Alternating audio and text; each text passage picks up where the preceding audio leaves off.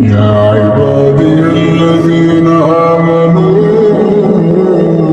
إن أرضي واسعة فإياي فاعبدون كل نفس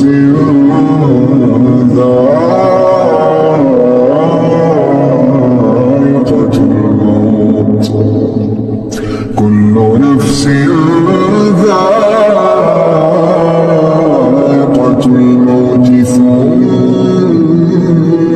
إلينا ترجعون والذين آمنوا وعملوا الصالحات لنبوئنهم من الجنة غرفا تجري من تحتها الأنهار خالدين فيها نعم أجر العاملين.